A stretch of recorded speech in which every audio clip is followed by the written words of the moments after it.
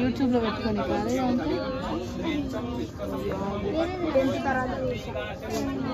ఎన్ని మంత్స్ అనొద్దని. Hi friends, hello friends, hi friends, hi friends. Satvik Satvik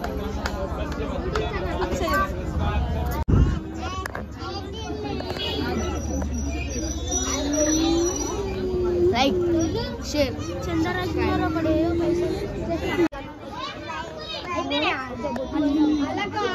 గుర్తు పెట్టి రారా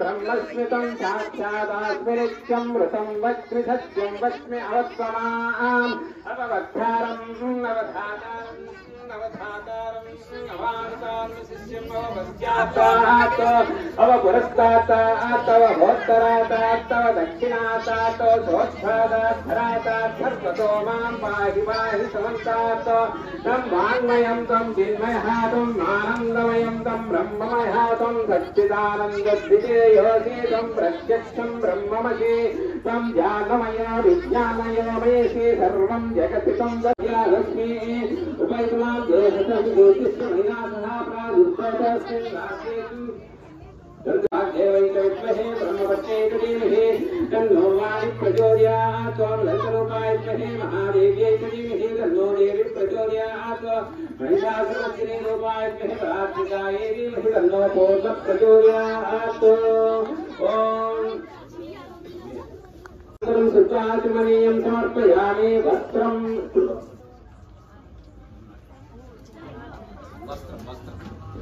మంచి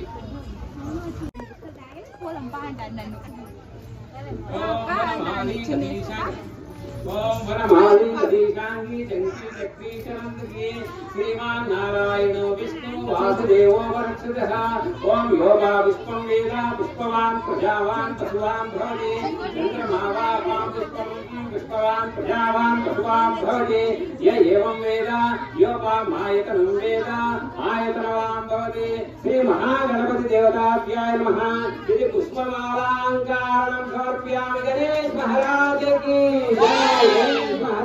वीडियो स्टार्ट చేయరా లేదు వేసుకోవాలంట ఇన్స్ట్రక్షన్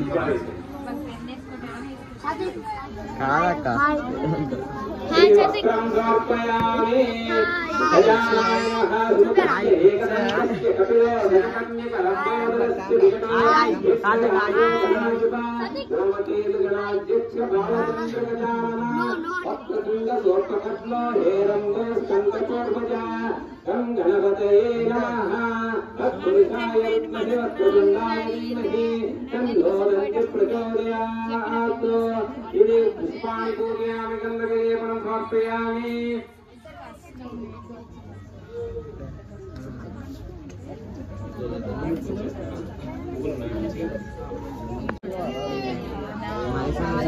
పండుగ రేపు వేస్తాడంటారా? రేపా? రేపు వేస్తాడా అన్న పండుగ?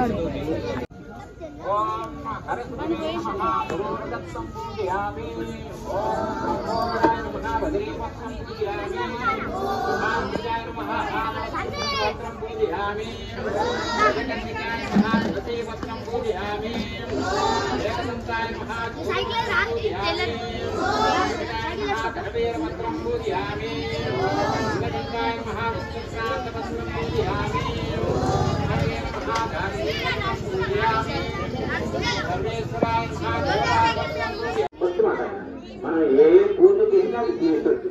అందుకని భాద్రపద మాసంలో ఫస్ట్ పూజ వచ్చేది విఘ్నేశ్వరుడు. అందువల్ల భక్తి శ్రద్ధలతో విఘ్నేశ్వరుడు పూజ చేయాలి. ఆయన ఎలా పుట్టాడంటే ఒక చిన్న కథ ఉంది. సింపుల్ కదా, మీ అందరికీ తెలిసి ఉంటాయి, ప్రతిసారి చెప్తూనే ఉంటారు. గజాసురుడు అని ఒక రాజు ఉంటాడు అన్నమాట.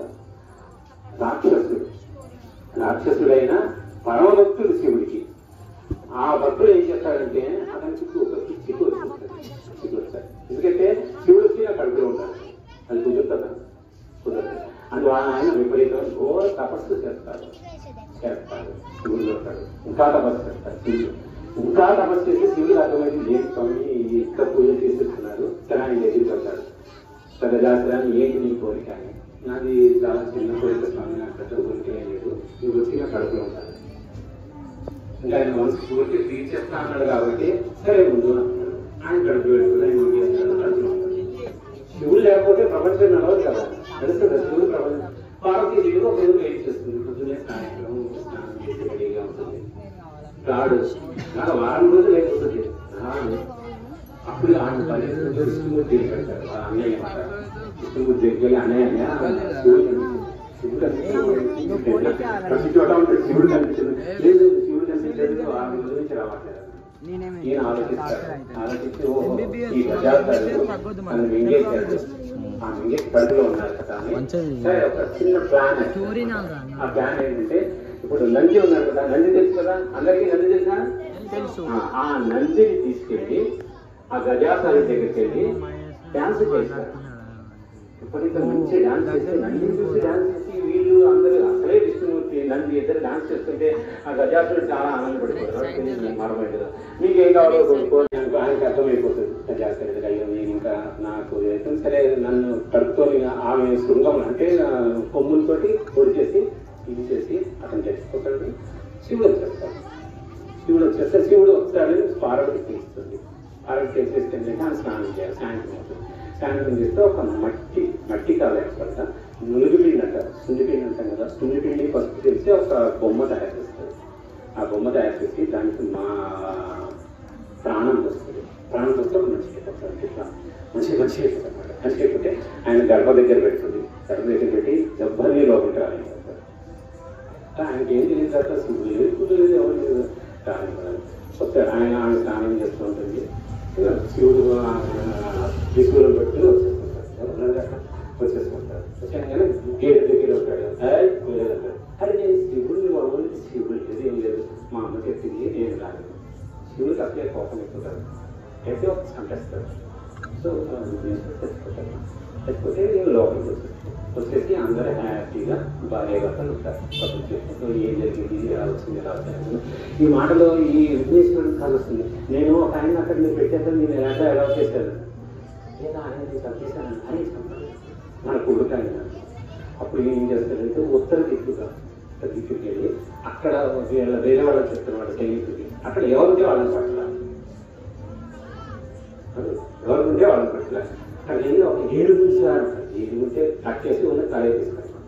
సో ఆ తల తీసుకొచ్చి విఘ్నేశ్వరుడు పూజ చేస్తారు. విఘ్నేశ్వరుడు తల మనిషి ఇంకో మనిషి ఉంటాడు. విఘ్నేశ్వరుడు తల వచ్చేస్తుంది. ఆయన కనిపించడానికి తీసుకుంటాడు. అందులో పొట్ట వచ్చేస్తుంది. పొట్ట వస్తుంది. అందువల్ల ఆయన ఆ పొట్ట ఉంటుంది, ఆ పొట్ట ఉంటుంది. అదే ఆయన ఆయన అందరూ మంచిగా చూసుకున్నారు. ఆయన పెద్ద కొడుకు విఘ్నేశ్వరుడు పెద్ద కొడుకు. వీళ్ళ కొంతకాలానికి ఇంకో కొడుకు పేరు సుబ్రహ్మణ్య కార్తికేయ. ఆయన షణ్ముఖుడు, కార్తికేయుడు, సుబ్రహ్మణ్యుడు ఇలాంటి ఆయన మంచి పడతారు. ఈయన మంచి ధ్యాన్ని ఆయన పడతారు. టెస్ట్ పెట్టాలన్నమాట. ఇద్దరిలో టాప్ ఎవరు, సైన్య అధ్యక్షుడు ఎవరు చేయాలి ఏమంటే విద్యార్థులు ఉంటారు అంటున్నాను కానీ నేను పెట్టాలి కదా నాకే చేయాలంటే నేనంటాడు నేను కడతానని.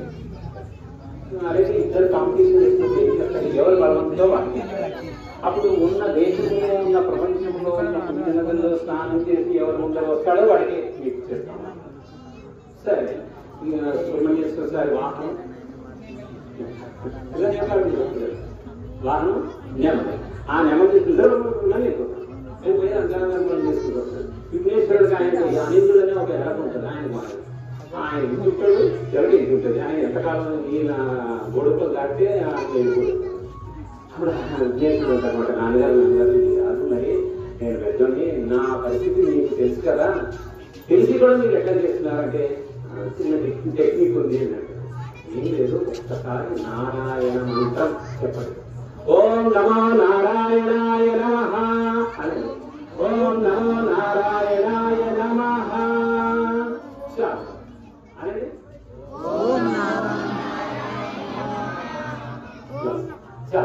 అలా ఒక్కసారి అంటే నువ్వు నదిల్లో అన్ని చోట్ల స్నానం చేసిన ఫలితం వస్తుంది. అప్పుడు ఏం చేస్తానంటే విఘ్నేశ్వర